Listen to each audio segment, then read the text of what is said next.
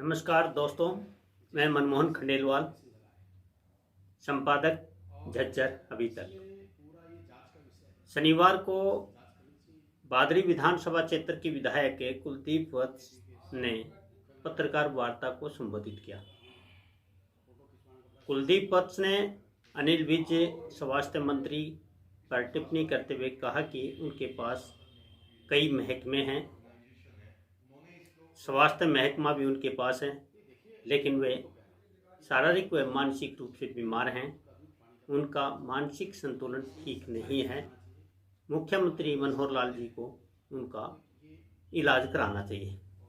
उन्होंने एक सवाल के जवाब में कहा कि 5 राज्यों में जनता भारतीय जनता पार्टी को करारा जवाब देगी और 5 ही राज्यों में भाजपा के कुशासन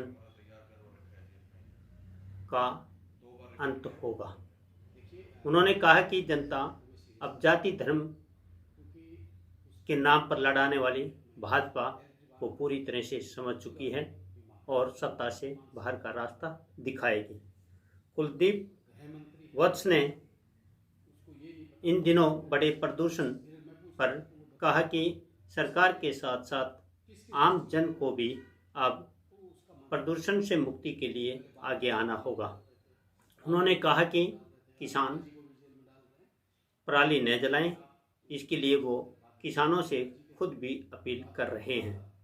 प्रदूषण बढ़ने से आम जन के साथ हमारे बच्चे, महिलाएं सभी के स्वास्थ्य पर बुरा प्रभाव पड़ रहा है।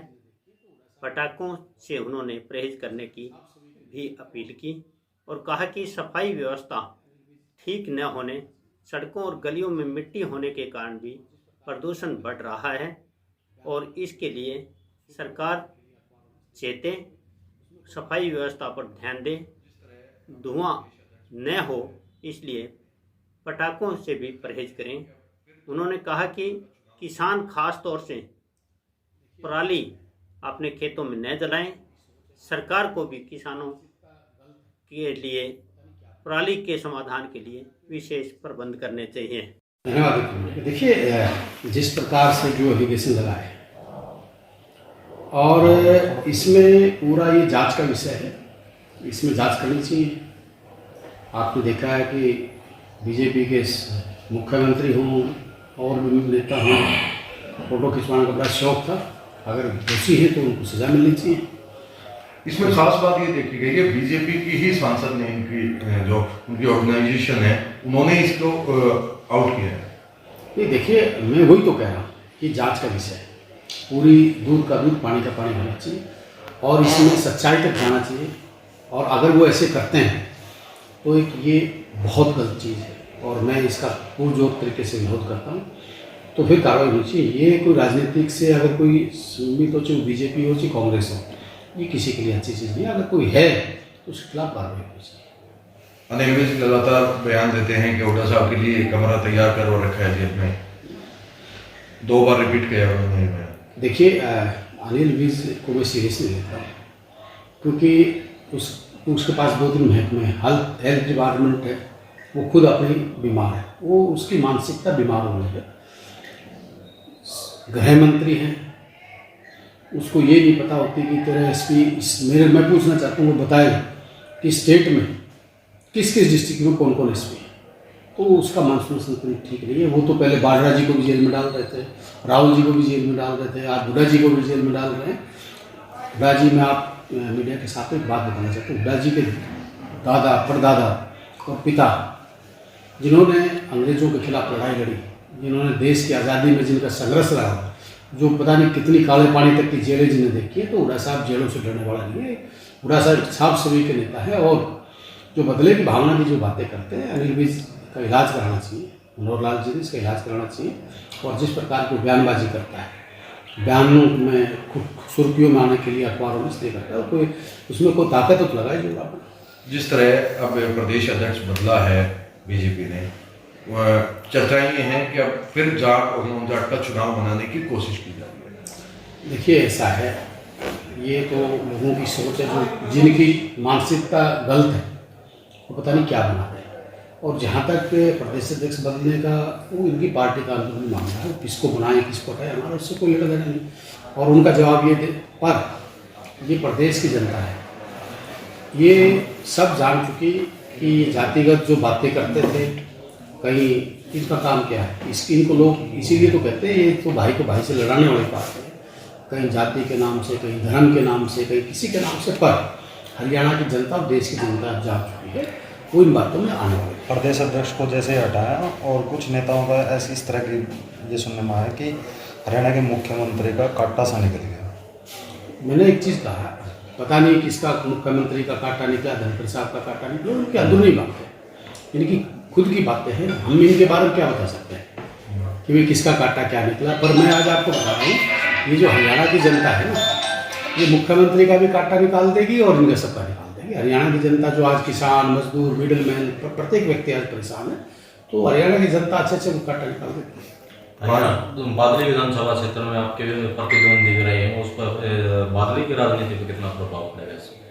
देखिए ऐसा है, वो तो जनता बताएगी, उसका मैं क्या बताऊँ, क्योंकि जनार्दन है, प्रभाव तो जनता ने पहले भी हराया है, पहले बनाया भी था, तो जनता जनार्दन भगवान का रूप होती है, जनता इसको किस रूप में लेती है जनता बताएगी। बीजेपी के राष्ट्रीय अध्यक्ष बीजेपी सेवा किसकी करती है? अडानी की, अंबानी की, मेहुल चोकसी की, नीरव मोदी की, ये सारी सेवाएं की है, ये सेवाएं की है, देश की जनता सब देखती है कि आपने इस देश की कैसी सेवा की है।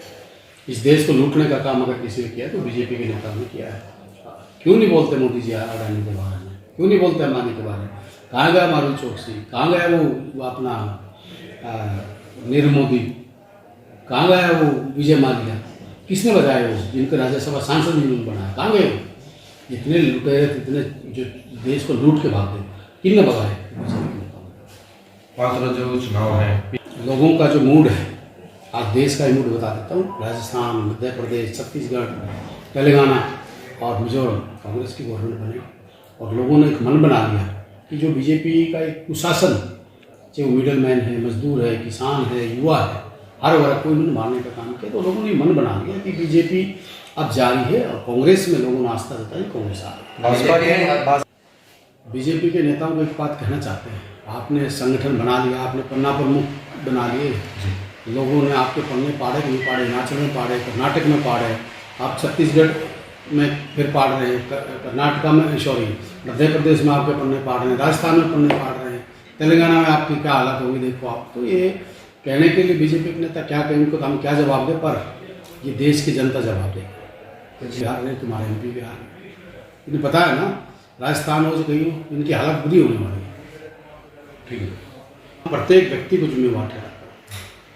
मैं किसी गवर्नमेंट को मैं कह दूँ आज यहाँ हरियाणा बीजेपी की है, वहाँ आम आदमी पार्टी की है या पंजाब, नहीं, इसमें प्रत्येक व्यक्ति इसके जिम्मेवार है।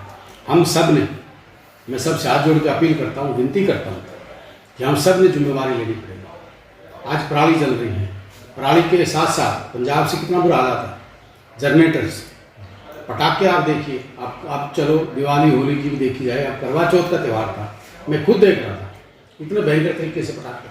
कहीं ना कहीं गवर्नमेंट ने भी एक सिस्टम बनाना चाहिए। हम रोडों पे आप चलते हो, आप कई कंट्रियों में गए, कोई स्टेटों में भी गए, तो इतनी साफ़ सुथरी सड़कें होती है। आज हमारे यहाँ आप छोटी गली ले लो, मेन रोड ले लो, सब तो मिट्टी मिट्टी है।